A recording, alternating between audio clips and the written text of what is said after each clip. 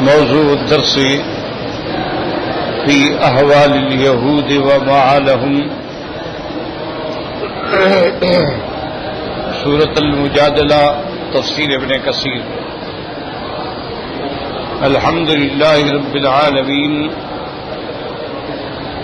والصلاة والسلام على أشرف الأنبياء وسيد المرسلين سيدنا محمد وعلى آله وأصحابه أجمعين.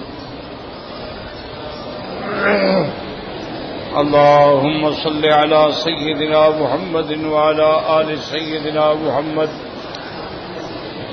كما صليت على إبراهيم وعلى آل إبراهيم في العالمين إنك حميد مجيد. أعوذ بالله من الشيطان الرجيم. بسم الله الرحمن الرحيم. ألم تر إلى الذين تولوا قوما غضب الله عليهم ما هم منكم ولا منهم ويحلفون على الكذب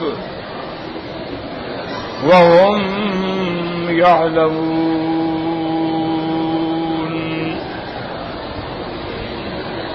أعد الله لهم عذابا شديدا إنهم ساء ما كانوا يعملون. اتخذوا أيمانهم جنة فصدوا عن سبيل الله فلهم عذاب مهين.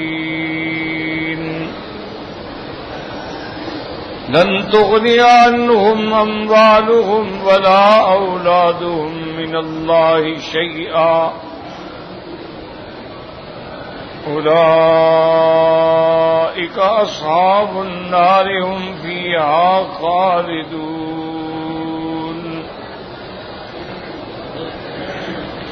يوم يبعثهم الله جميعا فيحلفونه له كما يحلفون لكم ويحسبون أنهم على شيء ألا إنهم هم الكاذبون.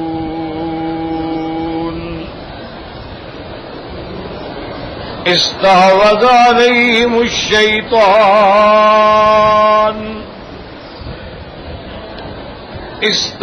عليهم الشيطان فأنساهم ذكر الله أولئك حزب الشيطان ألا إن حزب الشيطان هم الخاسرون. اللہ تبارک و تعالی نے کلام مقدس میں ارشاد فرمایا ہے الم تر الی الذین تولوا قوما غضب اللہ علیہم ما هم منکم ولا منہم. ان آیات مبارکہ سے پہلے سابقہ آیات مبارکہ میں اللہ تبارک و تعالی نے آداب مجلس، آداب مناجات مع النبی صلی اللہ علیہ وسلم کا ذکر فرمایا.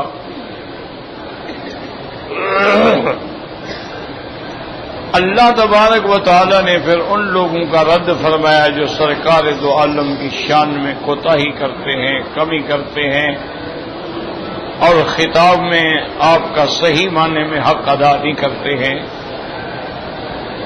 اب ان آیات میں اللہ تبارک و تعالی ذکر فرما رہے ہیں ان منافقین کا جو مدینہ منورہ میں تھے اور جن کا تعلق اور رشتہ اور محبت یہودیوں کے ساتھ تھی. اسی طرح آپ ان باتوں کو بھی دماغ میں رکھ لیں کہ جب بعثت بھی ہوئی ہے، جب حضور پہ نبوت آئی، رسالت آئی، وحی آیا، تو سب سے پہلے جو حضور کے مخالف ہیں وہ مشرکین ہیں، مکہ کے مشرکین تھے، لیکن کھلے ہوئے دشمن تھے، کافر ہیں بس، دشمن ہیں دشمن۔ پھر میرے آقا رحمت دو جہاں صلی اللہ علیہ وسلم نے جب ہجرت فرمائی، مدینہ منورہ تشریف لے گئے، اللہ نے اسلام کو قوت دی، طاقت دی، اسلام کو اللہ نے غلبہ دیا، استقرار ہوا، اور بدر میں اللہ نے مسلمانوں کو عظیم الشان فتح عطا فرمائی، اور مشرکین مکہ کی قبر ٹوٹ گئی، ان کے 70 قتل ہو گئے اور 70 قید ہو گئے۔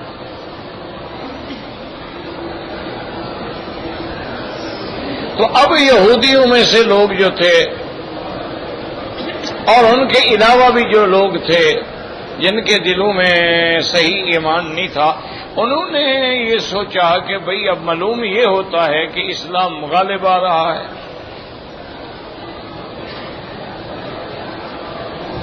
تو اس کا مطلب یہ ہے کہ ہم اسلام کا مقابلہ نہیں کر سکتے ہیں، جب قریش مکہ مقابلہ نہیں کر سکے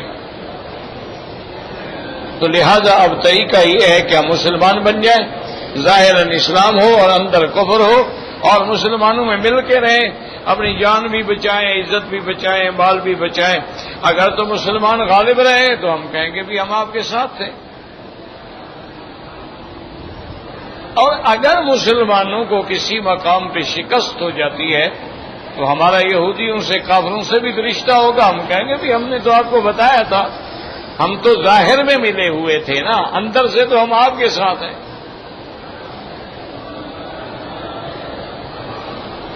یہ تھے منافق،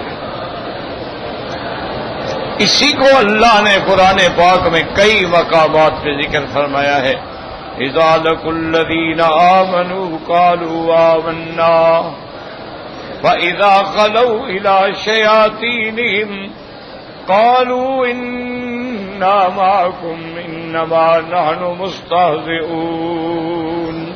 جب مومنوں کو ملتے ہیں کہتے ہیں مسلمان ہیں، جب واپس آتے ہیں کافروں کے بعد کہتے ہیں کمال ہے یار، ہم تو ان کے ساتھ ایسے ٹھٹا مخول کریں، ہم تو تمہارے ساتھ ہیں۔ اسی طرح اللہ نے قرآن میں سورۃ المنافقون نازل فرمائی کہ اذا جاءك المنافقون قالوا نشهد انك لرسول الله والله يشهد انك لرسوله والله يشهد ان المنافقين لكاذبون۔ اللہ نے فرمایا یہ جو آتے ہیں کہتے ہیں ہم جانتے ہیں جھوٹ بول رہے ہیں۔ تو منافقین کا وجود جو ہے یہ ہجرت کے بعد آیا ہے،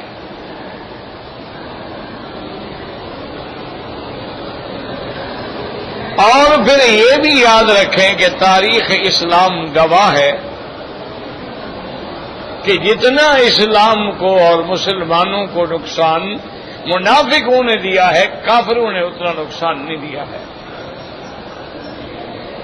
کافر کھلا دشمن ہے، آدمی کھلے دشمن سے تو پھر مقابلہ کرتا ہے، جو چھپا ہوا دشمن اس کا کیا کرے، جو دوست بن کے خنجر گھونپ دے، مسلمان بن کے حملے کر دے، اس کا آدمی کیسے پتہ لگائے؟ تو اس لیے یاد رکھیں کہ اللہ نے بھی فرمایا ان المنافقین فی الدرک الاسفل من النار، قیامت میں ہم ان کو سب سے زیادہ عذاب دیں۔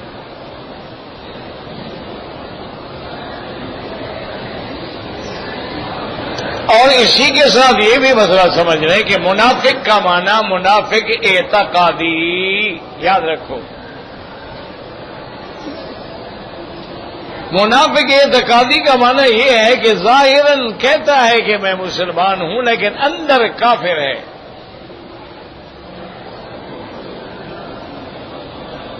یہ عقیدے کا منافق ہے، اور ایک منافق ہوتا ہے عملی کہ اس کے عمل منافقوں والے ہیں۔ تو منافق اعتقادی جو ہے وہ تو کافر ہے، اس میں تو کوئی شبہ ہی نہیں، لیکن جو اعمال کا منافق ہے اس کو ہم کافر نہیں کہیں گے، فاسق ہے، فاجر ہے، گناہگار ہے، لیکن کافر نہیں ہے۔ اور یہ بھی ساتھ مسئلہ سمجھ لیں کہ اب ہمیں منافق اعتقادی کا پتہ ہی نہیں چل سکتا، وہ صرف سرکار کے زمانے میں تھے جن کے بارے میں اللہ نے اپنے نبی کو بتلایا کہ یہ منافق ہے، یہ منافق ہے، یہ منافق ہے، ہمیں کیا پتا؟ تو منافق اعتقادی سمجھ لو کس سے ختم ہو گیا، اور ایک ہے منافق عملی کہ ویسے تو مسلمان ہیں لیکن اعمال ایسے ہیں جو منافقوں کے ہیں۔ اور حدیث مبارک میں آتا ہے کہ میرے آقا نے رحمت دو جہان سیدنا محمد مصطفیٰ صلی اللہ علیہ وسلم نے فرمایا کہ آیت المنافق ثلاث، آپ نے فرمایا منافق کی نشانیاں تین ہوتی ہیں، اذا حدث کذب، جب بات کرے جھوٹی کرے، وَإِذَا اؤْتُمِنَ خَانَ، امانت رکھو تو خیانت کرے، وَإِذَا وَعَدَ أَخْلَفَ، وعدہ کرے تو جھوٹا کرے، وعدہ خلافی کرے۔ تو یہ منافق کی علامت ہے کہ بات جھوٹی کرے منافق ہے، خیانت کرے منافق ہے، کیونکہ مسلمان تو جھوٹی بات کر ہی نہیں سکتا۔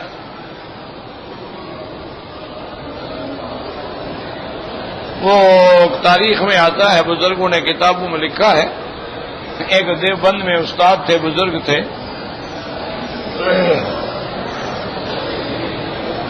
اللہ کی شان یہ ہے کہ وہ بیچارے نابینا تھے اور بچوں کو قرآن پڑھاتے تھے، بہت بڑے اللہ والے تھے۔ اس دور میں گھڑیاں تو تھی نہیں،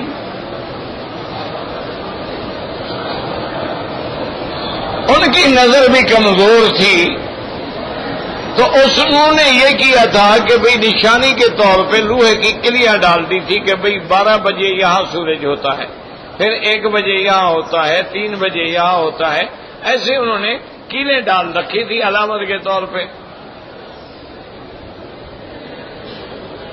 اب 12 بج گئے، بھئی چھٹی، تو طالب کیا کرتے، طالب تو شرارتی ہوتے ہیں نا، قدرتی بات، فطری بات ہے، وہ کیل اکھاڑ کے تھوڑی اور آگے لگا دیتے تاکہ جلدی 12 بج جائے، چھٹی ہو جائے، ہم چھوٹے بھاگے ہم۔ اور حضرت کی خدمت میں آگے کہ استاد دیکھیں نہیں، وہ تو وہ آپ کی وہ کیل پہ سایہ پہنچ گیا، 12 بج گیا، اچھا بھائی چلو بھائی چھٹی۔ ایسے کئی دن ہوتا رہا، تو 2-4 دوست آئے، انہوں نے کہا حضرت یہ کیا کرتے ہیں آپ، یہ بچے جھوٹ بولتے ہیں، ابھی 12 نہیں ہوتے، ابھی 10:30 11 کا ٹائم ہوتا ہے، یہ کیل نکال کے پہلے لگا دیتے ہیں، آپ کو جھوٹ بول دیتے ہیں، استاد سایہ آ گیا 12 بج گئے۔ اور میں بھائی مسلمان کا بیٹا جھوٹ نہیں بول سکتا،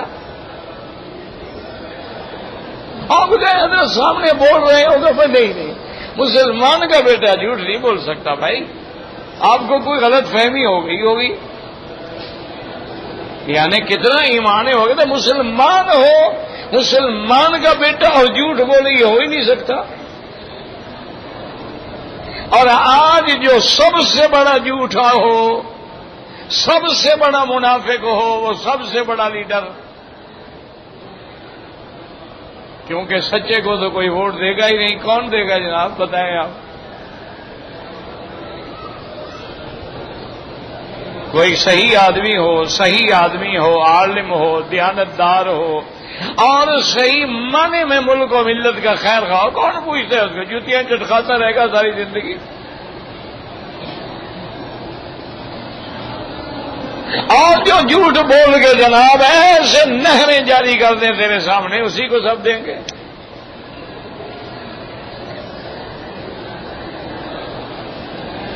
تو 3 علامتیں حضور نے فرمائی، بات کرے جھوٹی کرے، وعدہ کرے جھوٹا کرے، اور امانت رکھو تو خیانت کرے۔ ایک اور حدیث میں بھی حضور نے 4تھی علامت بھی بیان فرمائی، فرمایا اذا خاصم فجر، کہ جب کوئی جھگڑا ہو جائے تو گالیاں بکے منہ سے، گندی گالیاں دے۔ یہ بھی منافق کی علامت ہے کہ المؤمن لا یکون فاحشا ولا متفحشا ولا بذیء، حضور نے فرمایا مومن کبھی فحش گو نہیں ہو سکتا۔ مومن کی زبان سے گندی بات کیسے نکل سکتی ہے؟ مومن کبھی لغو بات نہیں کرتا، مومن کبھی گری ہوئی بات نہیں کرتا۔ تو اب اگر یہ علامات پائی جائے گی، منافق تو ہے لیکن منافق عملی ہے، منافق اعتقادی نہیں ہے۔ منافق عملی جو ہوتا ہے اس کو آپ یہ کہہ سکتے ہیں گناہگار ہے، فاسق ہے، فاجر ہے، جھوٹ بول رہا ہے اور اللہ نے جھوٹے پہ لعنت بھیجی ہے، لعنت اللہ علی الکاذبین، ظلم کر رہا ہے، اللہ نے لعنت بھیجی ہے، لعنت اللہ علی الظالمین، لیکن کافر نہیں کہیں گے ہم۔ حضور کے زمانے میں جو منافق تھے وہ کافر تھے، یاد رکھو، وہ ظاہر کرتے تھے کہ ہم ایمان والے ہیں لیکن اندر کوئی ایمان نہیں تھا۔ اب ان کے بارے میں اللہ نے ان آیات میں فرمایا لم تر الی الذین تولوا قوما غضب اللہ علیہم الم ترى، یاد رکھو خطاب کس کو ہے؟ بعض علماء فرماتی ہیں کہ یہ خطاب میرے آقا محمد مصطفیٰ صلی اللہ علیہ وسلم کو ہے۔ الم ترى الى الذین تولوا قوما، اللہ نے فرمایا کیا نہیں دیکھتے میرے مدنی محمد مصطفیٰ ان لوگوں کی طرف جو ان قوموں کے ساتھ دوستی رکھتے ہیں جن پہ اللہ کا غضب ہے۔ اور بعض مفسرین فرماتے ہیں کہ خطاب یہ عام ہوتا ہے، الم ترى، اے مخاطب کیا تو نہیں دیکھتا، یعنی ہر وہ جو مخاطب ہے، لیکن دونوں قول درست ہیں۔ اگر اس سے مخاطب حضور پاک کی ذات مبارک ہے تو حضور کے واسطے سے گویا پوری امت جو ہے وہ مخاطب ہے۔ اللہ خطاب نبی کو فرماتی ہے اور پھر نبی اپنی امت کو خطاب فرماتے ہیں۔ الم تر الی الذین تولوا قوما منهم غضب اللہ علیہم، یاد رکھیں اسی سے علماء نے مسئلہ نکالا ہے، کافروں کے ساتھ تجارت جائز ہے، معاملات جائز ہیں، لین دین جائز ہے، اٹھنا بیٹھنا جائز ہے، شادی غمی جائز ہے، لیکن محبت جائز نہیں ہے۔ یاد رکھیں لا تتخذوا اليهود والنصارى اولیاء بعضهم اولیاء بعض، اللہ نے فرمایا میرا مدنی یہود و نصارہ کو کبھی دوست نہ بنائیں، یہ ایک دوسرے کے تو دوست ہیں لیکن آپ کے دوست نہیں بن سکتے، آپ کے دشمن ہیں۔ حالانکہ دیکھو یہودیوں اور نصارہ کے عقیدے میں آسمان اور زمین کا فرق ہے، یعنی عیسائیوں کا عقیدہ ہے کہ عیسیٰ خدا ہے یا خدا کا بیٹا ہے یا ثالث و ثلاثہ ہے، اور یہودی کہتے ہیں نعوذ باللہ عیسیٰ علیہ السلام تو حلال کی اولاد ہی نہیں ہے، وہ تو یوسف نجار کا بیٹا ہے۔ وہ کہتے ہیں یہ تو بی بی مریم نے ڈرامہ بنایا تھا اپنے اوپر پردہ ڈالنے کے لیے کہ فرشتہ آیا تھا اور مجھے حمل ہو گیا اور بچہ بغیر باپ کے پیدا ہونے، تو سارا ڈرامہ بنایا تھا اس نے، نعوذ باللہ ثم نعوذ باللہ ثم۔ اب دیکھیں درمیان میں کتنا فرق ہے، لیکن ایک دوسرے کے دوست ہیں۔ جب مسلمانوں کا مقابلہ ہو یہودی نصرانی ایک ہے، مسلمانوں کا مقابلہ ہو یہود ہے، حنود ہے، اگر کافر یعنی شرق میں ہے، غرب میں ہے، شمال میں ہے، جنوب میں ہے، ملت واحدہ، کافر ایک ہے۔ اور بدقسمتی یہ ہے کہ آج کفر ایک ہے اور مسلمان جو ہے وہ فرقوں میں بٹ گیا ہے، یہ امت روایات میں کھو گئی۔ ہر ہمارے جماعت کی مسجدیں بھی اپنی ہیں، مولوی بھی اپنے ہیں، لباس بھی اپنے ہیں، طرز انداز بھی اپنے ہیں، رسومات بھی اپنے ہیں، عادات بھی اپنے ہیں، اور ایک دوسرے کو کافر، مرتد اور واجب القتل سمجھتے ہیں۔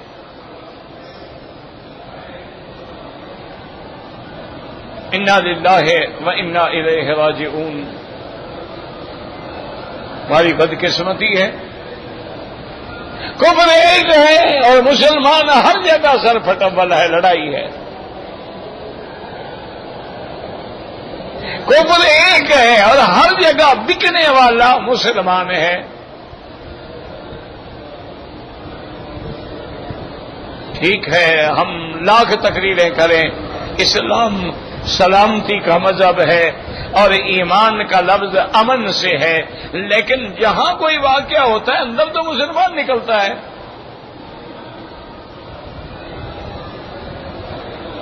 تو ہم لاکھ تقریریں کرتے پھریں، ہماری تقریروں سے کیا ہوگا؟ بھئی جہاں بھی کوئی واقعہ ہے، مسجد میں بم پھٹ گیا، امام باڑے میں بم پھٹ گیا، سڑکوں پہ بم پھٹ گئے، پارکوں میں بم پھٹ گئے، ہسپتالوں میں بم پھٹ گئے، جب پکڑے گئے کون ہے؟ کوئی ہندو تھا؟ سکھ تھا؟ کوئی یہودی تھا؟ نصرانی تھا؟ ٹھیک ہے، ان کے پیچھے یہودی تھا، ان کے پیچھے یہود ہے، ان کے پیچھے ہنود ہے، ان کے پیچھے کفار ہیں، لیکن انہوں نے خریدا کس کو ہے؟ استعمال کس کو کیا ہے؟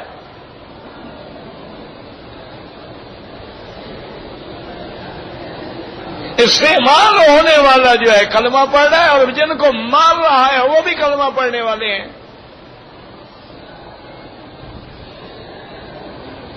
اس کی وجہ یاد رکھو کیا ہے؟ ہم قرآن حدیث نہیں پڑھتے ہیں نا میرا بھائی۔ اگر ہم قرآن حدیث پڑھیں تو سارا کچھ قرآن میں لکھا ہوا ہے۔ حضور پاک نے، میرے آقا نے، رحمت دو جہاں نے، محبوب مصطفیٰ صلی اللہ علیہ وسلم نے کھول کھول کے بیان کر دیا ہے۔ آپ نے فرمایا کہ جب میری قوم میں گانا بجانا عام ہو جائے گا،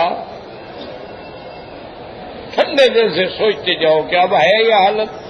فرمایا جب میری قوم میں، میری امت میں گانا بجانا عام ہو جائے گا، لوگ ریشم استعمال کریں گے، لوگ شرابیں پئیں گے، نام بدل دیں گے، عریانی، فحاشی اور زنا عام ہو جائے گا، اور اولادیں ماں باپ کی نافرمان ہو جائیں گی، اپنی بیوی کے غلام بن کے ماں کو دھکے دے کے گھر سے نکال دیں گے۔ فرمایا جب فواحش و بے حیائی کا دورہ ہوگا، اللہ تم پہ عذاب قتل مسلط کر دے گا۔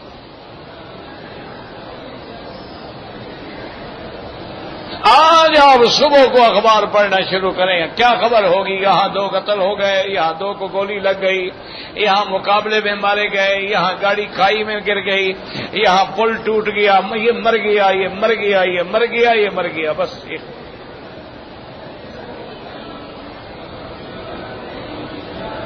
اور یہ بھی خبر ہے بیٹے نے باپ کو قتل کر دیا، کیوں؟ نشے کے پیسے نہیں دیتا تھا۔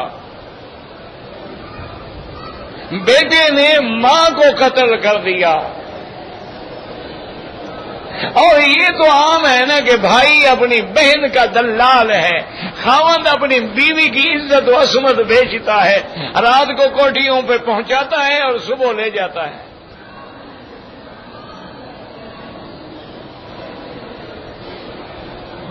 تو اس لیے حضور پاک نے فرمایا کہ جب زنا عام ہو جائے گا اور لوگ عیب بھی نہیں سمجھیں گے، کو جی یہ کیا عیب ہے؟ وہ کہتے ہیں جی انجوائے کر رہے ہیں ہم۔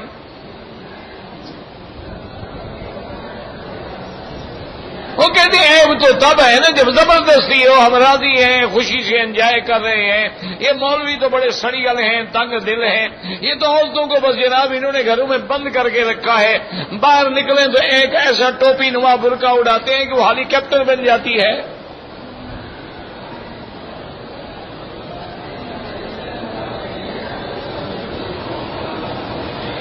تو اللہ نے فرمایا پھر ہم عذاب دیتے ہیں اور وہ عذاب کیا ہوگا؟ قتل مسلط کر دیں گے. ایمان سے کہیں آج قتل ہے کہ نہیں؟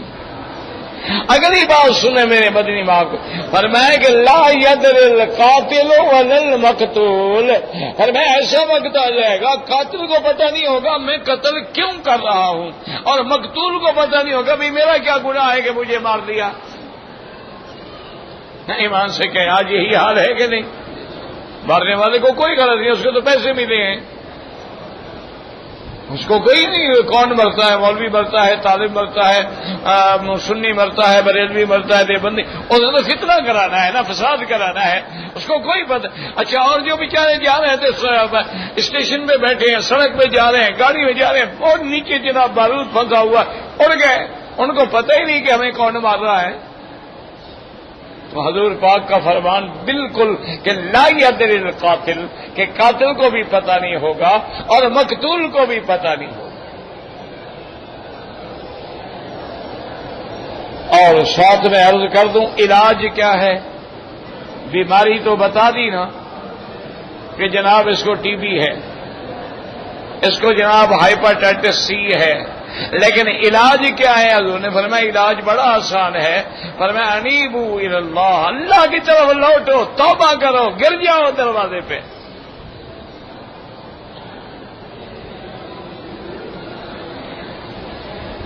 فرمایا کہ بالکل ما نزل بلاء الا بذنب، کوئی مصیبت نہیں آتی مگر گناہ سے. وما رفعت الا بتوبۃ، اور وہ بلا نہیں ٹلتی جب تک تم توبہ نہیں کرو گے. اب گناہ چونکہ اجتماعی ہے، اب چاہیے یہ ہے کہ تمام علماء بریلوی ہیں، دیوبندی ہیں، شیعہ ہیں، جو بھی ہیں، اپنے اپنے حلقوں کو نکالیں اور سڑکوں پہ آ کے 2 رکعت توبہ کی نماز پڑھیں اور سارے سجدے میں گر جائیں اور توبہ کریں کہ یا اللہ ہم پر رحم فرما اور ہمیں اس عذاب سے نجات عطا فرما.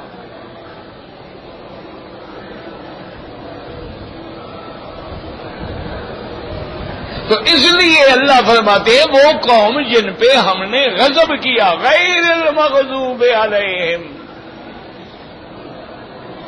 اسی طرح دوسری جگہ قرآن کہتا ہے غضب اللہ علیہم ولعنہم، اللہ کا جن پہ غضب ہے، جن پہ لعنت ہے. کون؟ یہودی. یہ انہی کو دوست بناتے ہیں. تو اس کا نتیجہ کیا ہوگا اللہ نے وہ بھی بتلا دیا. فرمایا میرا محبوب آپ یہ بھی جان لیں ما ہم منکم ولا منہم، یہ منافق جو ہیں نہ تمہارے ہیں نہ ان کے ہیں.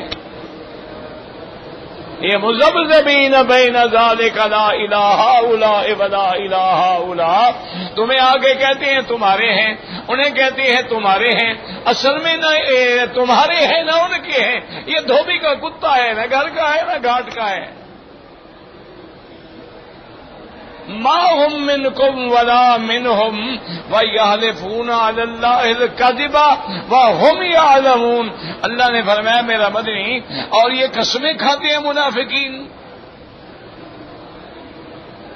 یہ قسمیں کھاتے ہیں مسلمانوں کو جب ملتے ہیں کہ خدا کی قسم ہے مسلمان ہیں، یا محمد مصطفیٰ اللہ کی قسم ہے ہم آپ کے غلام ہیں. اللہ نے فرمایا یہ قسمیں کھا رہے ہیں، ان کو پتہ ہے کہ ہم جھوٹی قسمیں کھا رہے ہیں. یحلفون علی اللہ الکذب.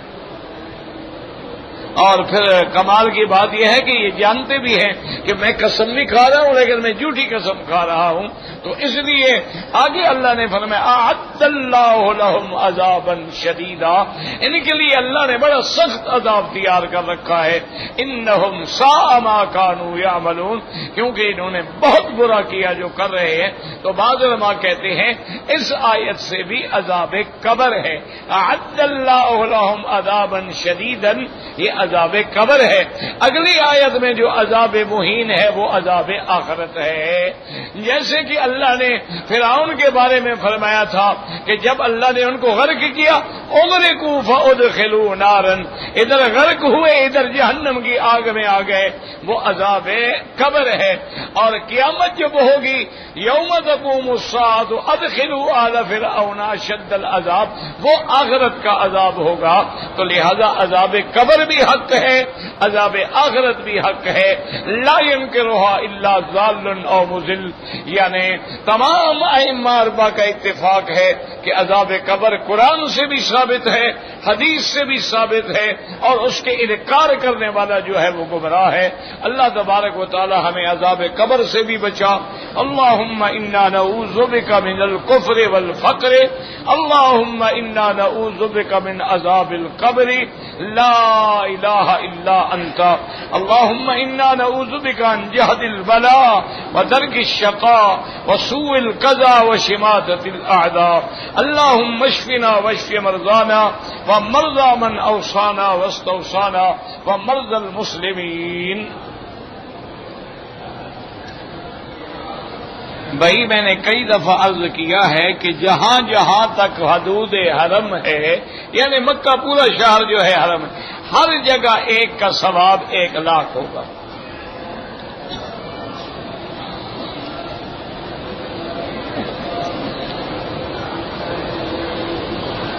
اگر کوئی آدمی مثلا روز عمرہ کرے، ہر حال میں اس طرح پھروانا پڑے گا، چاہے بال ہوں یا بال نہ ہوں۔ اچھا ویسے بھی کوئی گنجا آدمی عمرہ کرے تب بھی اس طرح پھروانا پڑے گا۔ اگر ایک آدمی صفا مروہ دوڑ چکے ہیں، ایک دوسرے کا سر مونڈے جائز ہے؟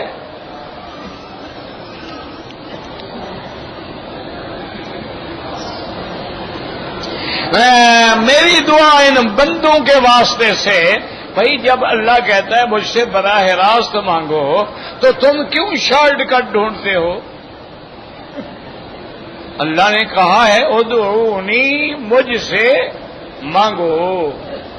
اذا سألک عبادی انی فانی قریب، اللہ فرماتے ہیں میں تیری شارک سے بھی نیڑے ہوں، میرے لیے تمہیں سیڑھیاں ڈھونڈنے کی کیا ضرورت ہے؟ سیڑھیاں تو وہاں ڈھونڈی جاتی ہیں جہاں کوئی راستہ ہی نہ ہو، وسیلہ تو وہاں پکڑا جائے گا جہاں جس کو ملنا ہے واسطہ نہیں ہے۔ تو جو خود کہے کہ جی مانگو اور کہے نہ مانگو تو میں ناراض ہو جاؤں گا،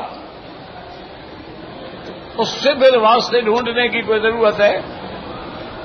عادت ہو گئی ہے نا جی، ہم ہر کام میں اصل میں شارٹ کٹ ڈھونڈتے ہیں کہ تیسرے دن کل کر دے مردہ بخشا گیا، ماشاءاللہ، دیکھا نا جان چھوٹی، نماز پڑھے نہ پڑھے کل شریف میں چاول اچھے پکا دو۔ اچھا اگر کوئی گناہ زیادہ ہے تو مولوی تکڑا ہے، 7 جمعراتوں میں تو بخشوا ہی دے گا نا۔ اگر 7 جمعراتیں میں کام نہ بنا، 40ویں والے دن تو پکا کام ہو جائے گا نا، تو بس نہ نماز ہے نہ روزہ ہے یا کل ہے یا جمعراتیں ہیں یا 40واں ہے یا نظر ہے یا نیاز ہے یا چادریں چڑھانی ہے یا اتارنی ہے یا عرس ہے یا میلاد ہے، دین اسی کا نام، یہی نبی پاک لے کے آئے تھے۔ اور میرے مدنی پاک نے 13 سال مکے میں یہی دین پھیلایا تھا، سب کو پتا ہے، لیکن عادت ہے، رواج ہے، ہو گیا نہیں چھوڑیں گے، کیا کریں جی، جانتے ہیں بدعت ہے لیکن دادی نہیں مانتے۔ قبر میں دادی چھڑوائے گی، انشاءاللہ پتہ لگ جائے گا دادی خود کدھر ہے۔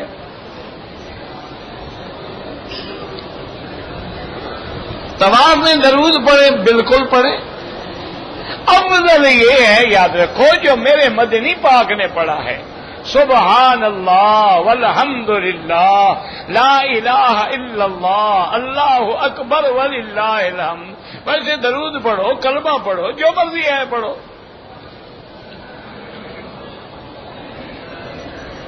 عورت رفع یدین کرنا چاہتی ہے، مرد نہیں کرتا ہے، دونوں کی نماز ٹھیک ہے، لڑتے کیوں ہو؟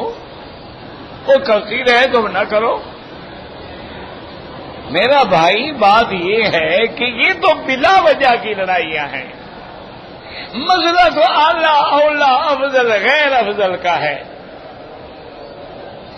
کیونکہ جو احناف ہیں وہ یہ کہتے ہیں کہ ایک حدیث بھی نہیں ملتی جو دوام پہ دلالت کرے، بلکہ حضرت یعنی عبداللہ ابن عمر کے بیٹے ہیں، وہ فرماتے ہیں میں نے ابا کے ساتھ نمازیں پڑھی، کبھی رفع یدین نہیں کرتے تھے۔ حضرت علقمہ فرماتے ہیں میں نے عبداللہ ابن مسعود کے ساتھ نماز پڑھی، وہ رفع یدین نہیں کرتے تھے۔ اسی طرح حضرت اسود کی روایت ہے، حضرت نافع کی روایت ہے، عبداللہ حضرت ابن عمر کی روایت ہے، کوئی ایک روایت ہے، اور ایک صحیح حدیث میں روایت ہے کہ حضور نے فرمایا کہ تم کیوں ہاتھ ہلاتے ہو، میں کیا دیکھتا ہوں کہ تم ہاتھ کیوں ہلا رہے ہو؟ تو وہاں منع کی حدیث بھی ہے۔ تو حضور سے رفع یدین کرنا بھی ثابت ہے، یاد رکھو، اس بات رفع یدین ہے، دوا میں اس بات نہیں ہے۔ بات کو سمجھا کریں، ہم تو انکار نہیں کرتے ہیں، لیکن سنت کب بنے گی؟ جب دوا ثابت ہوگا۔ مسئلہ سمجھو، بس یہی تو مصیبت ہے کہ آج کل ہم 2 کتابیں پڑھ لیتے ہیں اور مولوی بن جاتے ہیں، کدھر جائے آدمی؟ بی بی عائشہ سے آپ کے بھانجے نے عبداللہ ابن الزبیر نے مسئلہ پوچھا۔ انہوں نے کہا کہ اماں جان، چونکہ آپ کی خالہ ہیں، بھانجے ہیں آپ کے، بی بی اسما کا بیٹا ہے، بی بی اسما اور بی بی عائشہ بہنیں ہیں۔ انہوں نے کہا خالہ جی بات مسئلہ پوچھنا ہے، صحابہ میں اختلاف ہے کہ کیا وضو کرنے کے بعد اگر آدمی اپنی بیوی کو ہاتھ لگا دے یا بیوی کو بوسہ دے دے تو وضو ٹوٹ جائے گا، دوبارہ کرنا پڑے گا یا نہیں کرنا پڑے گا؟ یہ مسئلہ ہے اور صحابہ میں اختلاف، اسی لیے امام شافعی کے نزدیک تو اگر ہاتھ لگ جائے وضو ٹوٹ جاتا ہے۔ اسی لیے آپ نے دیکھا نہیں انڈونیشیا والے بیچارے عورتیں ہاتھوں میں دستانے چڑھاتی ہیں، کپڑے باندھے ہوئے ہیں، کیونکہ بھی ہاتھ نہ لگ جائے، کہیں ہاتھ گیا وضو ٹوٹ گیا۔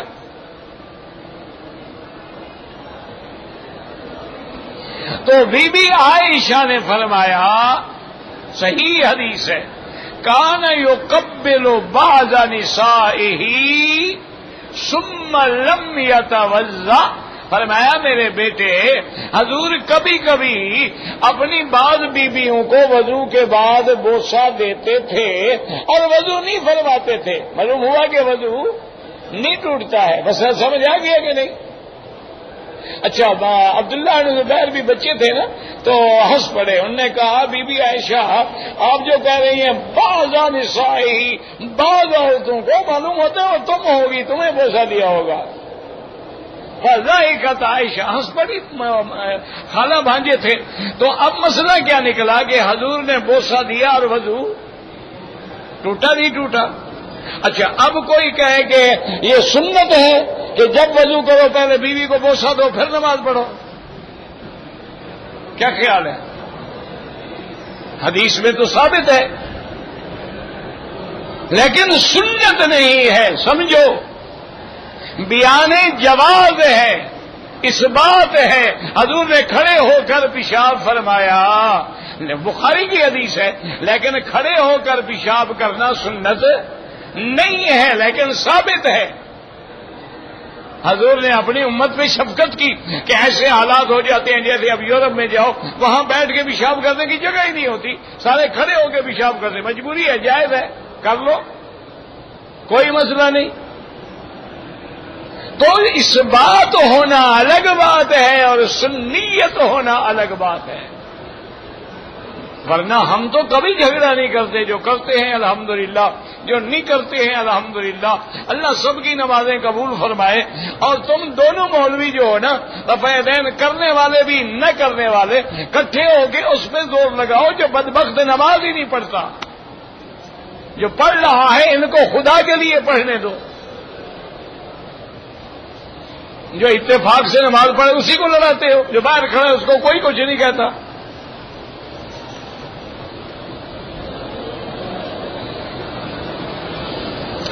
اگر احرام باندھنے کے بعد 2 رکعت میں نے نفل پڑھ لی، ایک آدمی نے اثر لگا، تم نے نیت کی تھی یا نہیں کی تھی؟ 2 رکعت کی کوئی بات نہیں، 2 رکعت نہ بھی پڑھو تو نیت ہو سکتی ہے۔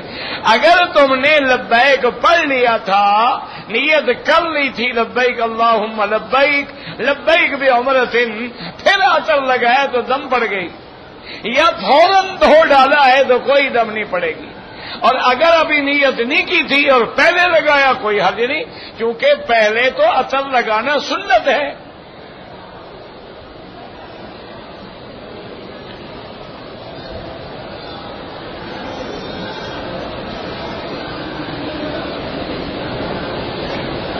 اگر ایک آدمی نے صفا مروہ دوڑ لیا، حلق نہیں کرایا، کپڑے پہن لیے، لیکن جلدی یاد آیا اور سر منڈا لیا تو کوئی دم نہیں۔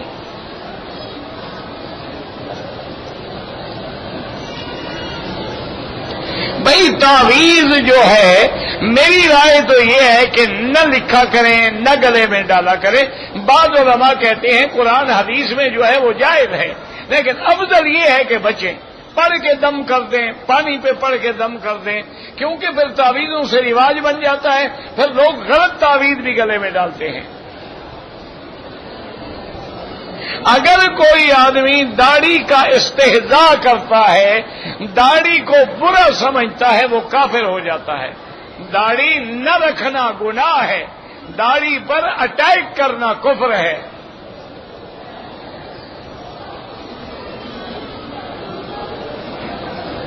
اللہ کے نبی کا گستاخ مرتد ہے، زندیق ہے۔ مرد اگر کالا رنگ پہنے تمہاری مرضی، کوئی رنگ پہنو، لیکن ماتم کے طور پہ نہ پہنو، یعنی کوئی مر جائے پھر کالے کپڑے پہنو تو حرام ہے، ویسے پہنتے ہو لاکھ دفعہ پہنو۔ کہتے ہیں جی میں پاکستان میں آپ کو دعوت کرنا چاہتا ہوں، آپ دعا کر دیا کریں، دعوت یہی ہے میری کہ جب یاد آئے میری صحت کے لیے، عافیت کے لیے، دین کی خدمت کے لیے، بس دعا کر دیا کریں، اس سے بڑی کوئی دعوت نہیں۔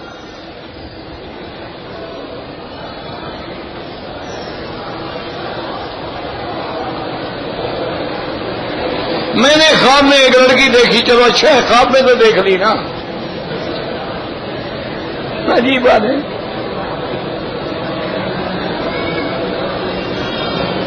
عذاب قبر جو ہے یاد رکھو روح کو ہوتا ہے، لیکن جسم متاثر ہوتا ہے۔ جیسے دنیا میں عذاب جسم پہ ہوتا ہے، روح متاثر ہوتا ہے، جسم نظر آتا ہے، روح نظر نہیں آتا۔ اسی طرح عذاب قبر بھی روح پہ ہوگا، لیکن جسم کا تعلق ہوگا چاہے نظر نہ آئے۔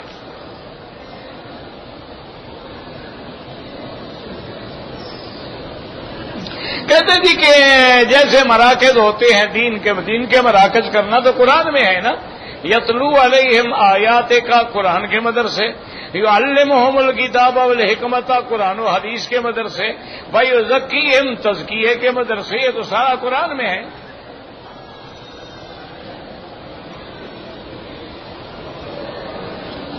اگر کوئی فوت ہو جائے بالکل جائیں، تعزیت کریں، عظم اللہ اجرکم، انا للہ و انا الیہ راجعون، 3 دن کے لیے، 3 دن کے بعد نہیں ہوتا۔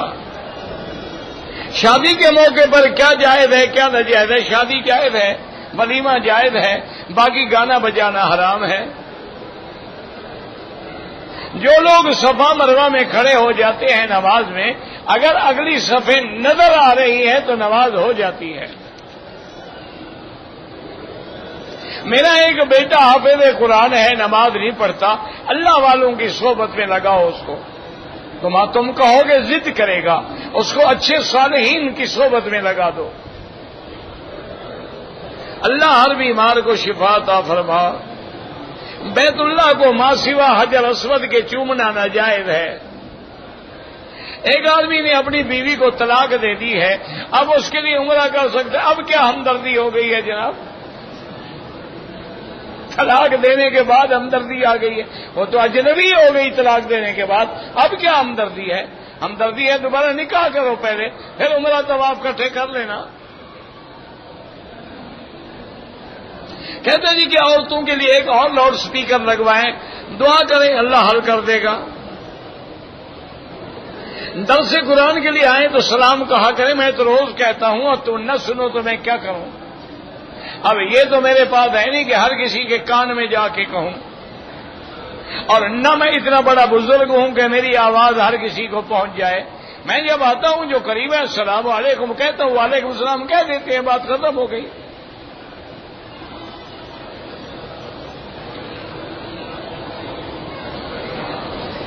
اگر ہم نے عمرہ کیا ہے، احرام کھول کے کپڑے پہن لیے، رات پوری گزر گئی، بال بھی کٹوائیں، دم بھی ادا کریں،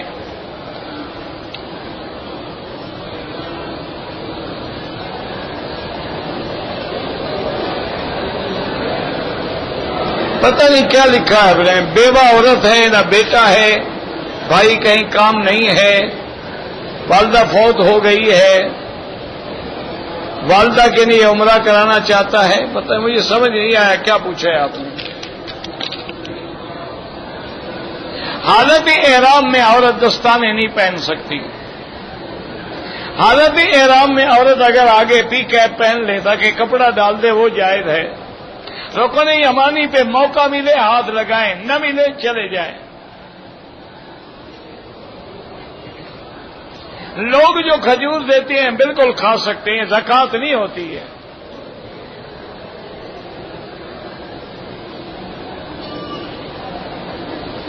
اگر بیٹے پہ جنات کا اثر ہے، میں تو جانتا نہیں، کسی عالم سے رجوع کریں جو جنات وغیرہ کا علاج کرنا جانتے ہوں۔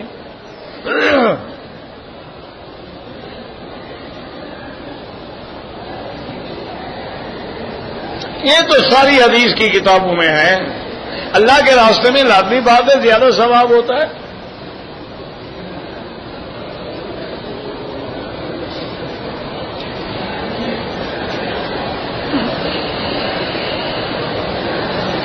ایک جماعت ہے جو 5 وقت نماز پڑھتے ہیں لیکن اپنے گھر میں جوتوں کے ساتھ، جب اللہ کے حرم کی نماز سے محروم ہے تو معلوم ہوا وہ حق پہ نہیں ہے۔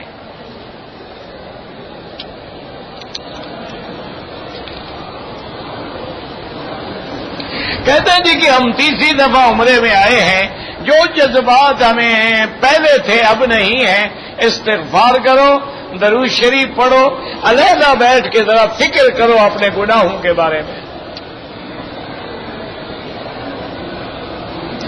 میرے ہاتھ پاؤں اور کمر کی ہڈیوں میں درد ہے، کوئی وظیفہ بتائے، مجھے وظیفہ آتا تو میں خود درد بھگتتا رہتا، مجھے تو خود آرتھرائٹس ہے دونوں گھٹنوں میں۔ بھائی مجھے تو کوئی وظیفہ، کوئی پیروں شیروں سے وظیفے پوچھے کرو، مجھے کیا، میں تو طالب العلم آدمی ہوں، نہ مجھے وظیفہ آتا ہے، نہ پیری فقیری، نہ بزرگی، نہ کوئی انتر منتر جنتر، بس قرآن پڑھنے پڑھانے کا دعا کرو، اللہ اسی کی خدمت لے لے۔ میرے دشمن بہت ہیں، دشمن نہ بناؤ نا، ان کو دوست بناؤ۔ جو وجہ ہے دشمنی کی ختم کر دو، دشمنی ختم ہو جائے گی۔ کہتے ہیں جی کبوتروں کو دانے ڈالتے ہیں، پھر ان سے کوئی دانے چنتے ہیں کہ اس سے اولاد ہو جاتی ہے۔ بہرحال بھائی تمہارا کوئی مسئلہ ہوگا، ہمیں تو سمجھ نہیں آیا کہ شوہر سے اولاد نہیں ہوتی، کبوتر سے ہو جاتی ہے۔ عجیب مسئلہ ہے بھائی، ہمیں تو نہیں سمجھ آیا۔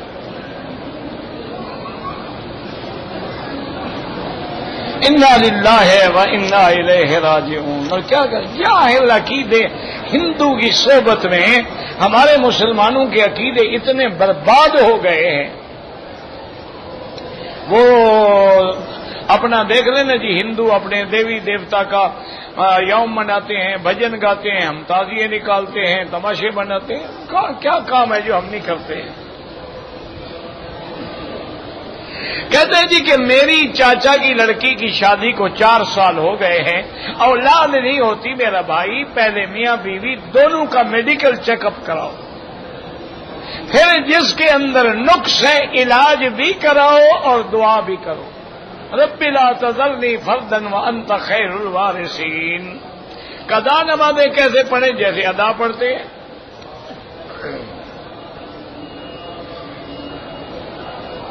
اگر طواف الوداع کر لیا، بعد میں ہمیں حرم میں رہنے کا موقع مل گیا، بالکل رہیں، نمازیں پڑھیں، طواف کریں۔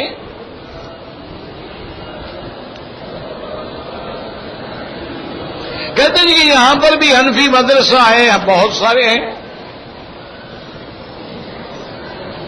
کہتے جی کہ میں اس لیے داڑھی نہیں رکھتا ہوں کہ اگر مجھ سے گناہ ہو جائے تو لوگ داڑھی والوں پہ اعتراض نہ کریں. پھر تو نماز بھی نہ پڑھو کہ نماز پڑھنے سے گناہ ہو جائے، پھر لوگ نماز والوں پہ اعتراض کریں گے. روزہ بھی نہ رکھو، روزے والوں پہ گناہ ہو گیا، روزے والوں. یہ کیا انسان ہے؟ جاہل و منطق ہے تمہاری. اللہ کے نبی کی مخالفت کر کے بہانے بھی بناتے ہو. داڑھی رکھنا الگ عمل ہے، گناہ کی الگ سزا ہے.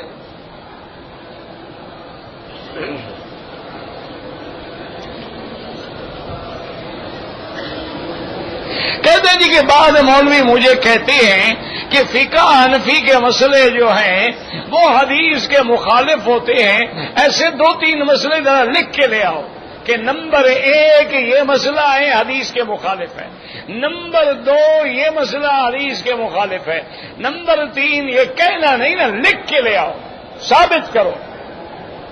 اور جب فقہ حنفی کی کتاب دیکھو تو نزل الابرار ایک کتاب ہے، وہ بھی دیکھ لینا، دونوں کے مسئلے ذرا ملا لینا آپس میں، پھر تمہیں پتہ لگ جائے گا حدیث میں کیا ہے کیا نہیں ہے.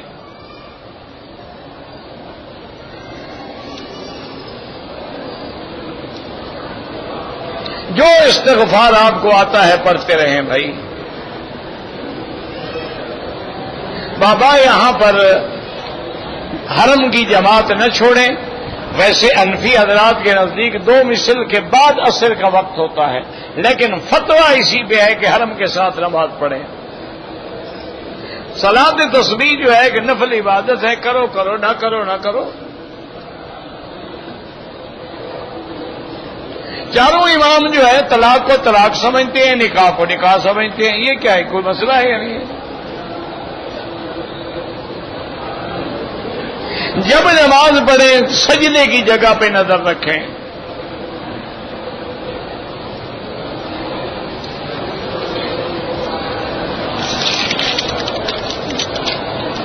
حدود حرم میں وضو ہو سکتا ہے، حدود حرم میں وضو نہ ہو تو نماز کیسے پڑھیں گے؟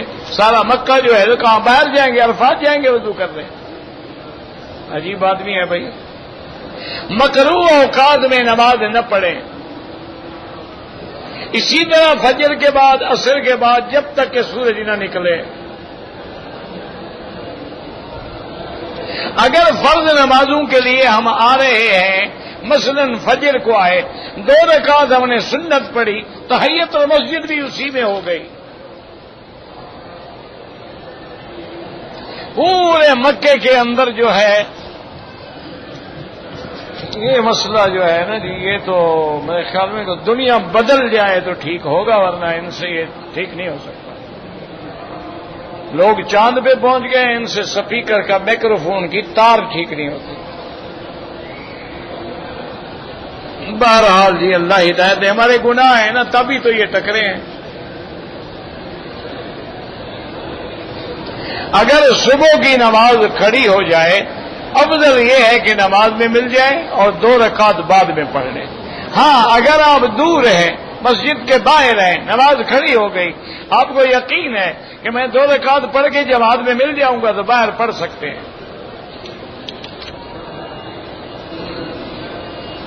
نماز کی جب تکبیر ہوتی ہے تو امام احمد بن حنبل فرماتے ہیں جب مکبر کہے حی علی الصلاۃ تو کھڑا ہونا چاہیے، اور امام ابو حنیفہ فرماتے ہیں کہ جب کہے قد قامت الصلاۃ، قد قامت الصلاۃ، کوئی مسئلہ نہیں. کوئی پہلے بھی کھڑا ہو گیا تو کیا ہو گیا؟ کچھ بھی نہیں ہوتا ہے.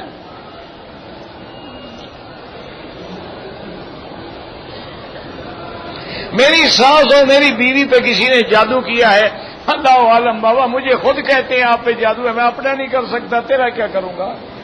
کوئی ڈھونڈو آدمی جو عامل ہو، مجھے تو نہیں پتا بھائی ان باتوں کا. والدین کے لیے بالکل عمرہ کرو.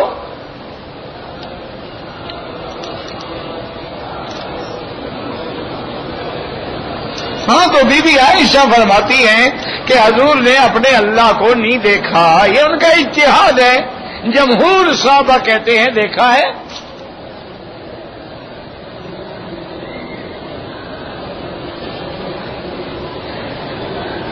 میں نے میری بیوی نے عمرہ پاکستان سے آئے، ظہر کی نماز کے بعد طواف کیا، صفا مروا نہیں گئے، نہ بال بنوائے۔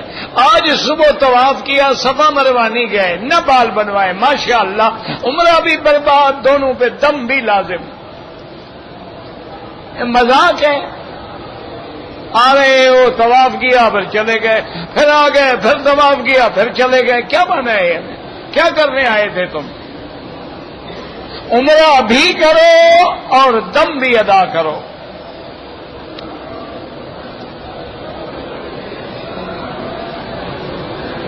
اگر ہم جمعرات اور عمرہ کرنا چاہیں، لاکھ دفعہ کریں، مسجد عائشہ سے کریں، جیرانہ سے کریں، عرفات سے جا کے احرام باندھ آئیں، جدہ سے باندھ آئیں، بالکل جائز ہے۔ اگر حالت احرام میں مچھر مر جائے، جتنے حرم میں مچھر ہیں سارے مار دو، کچھ بھی نہیں ہوتا۔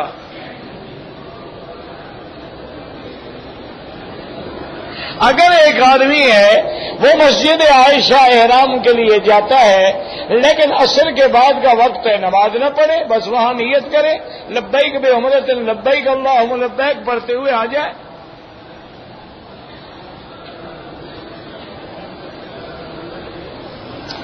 مدینہ منورہ سے بغیر عمرے کی نیت سے خانہ کعبہ میں نہیں آ سکتی۔ نیکی ہے یا تو واپس جا کے عمرہ کرے، ورنہ عمرہ مسجد عائشہ سے کرے اور دم ادا کرے۔ مجھے اپنے بچے کا مکتب کرانا ہے، مجھے نہیں پتا مکتب کرانا ہے کیا مطلب۔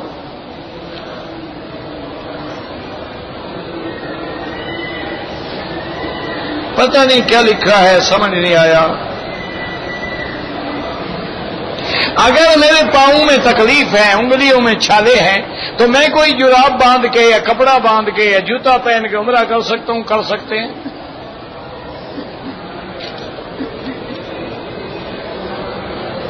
مسلمان لڑکی کی شادی غیر مسلم سے نہیں ہو سکتی، اسی لیے سنی کی شادی بھی شیعہ سے نہیں ہو سکتی۔ مجھے پیشاب کے بعد قطرے نکلتے ہیں، ہر نماز کے لیے نیا وضو کرو، انڈر ویئر رکھو تاکہ دھو دیا کرو۔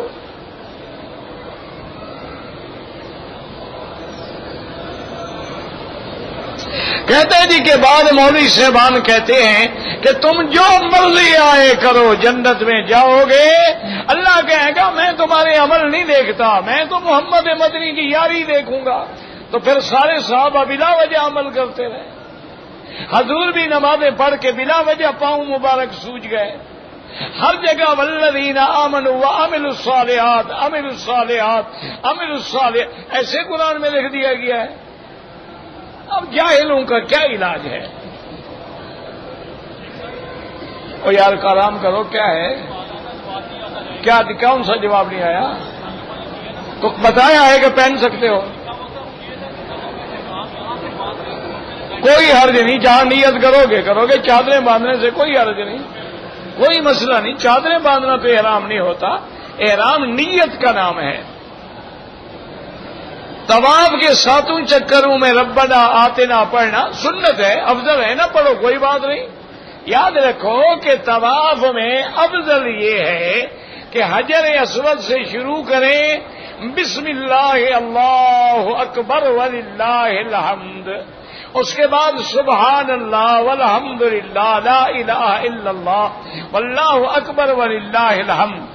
جب رکن یمانی پہ آئیں بسم اللہ اللہ اکبر، اور اس کے بعد اللہم انی اسألک العفو والعافیہ، ربنا آتنا فی الدنیا حسنۃ وفی الآخرۃ حسنۃ وقنا عذاب النار۔ ہر چکر میں یہ پڑھیں۔ اگر نہ پڑھیں تو یاد رکھو، مسئلہ سمجھ لو، اللہ نے فرمایا میرے بندے میں تو اتنا میرا مہربان ہوں، میں نے طواف چکروں کا نام رکھا ہے، وظیفے کا نام نہیں رکھا ہے۔ تو 7 چکر لگانا تیرا کام، قبول کرنا میرا کام۔ ربنا تقبل منا انك انت السميع العليم وتب علينا انك انت التواب الرحيم۔ دعا سیدھی اللہ سے مانگیں، یہ ہو چکا ہے یار، قرآن کا واسطہ فلاں کا واسطہ۔ انسان کو دعا مانگتے وقت شیطان روتا ہے، اللہ کو پتہ، میں نے دیکھا ہے۔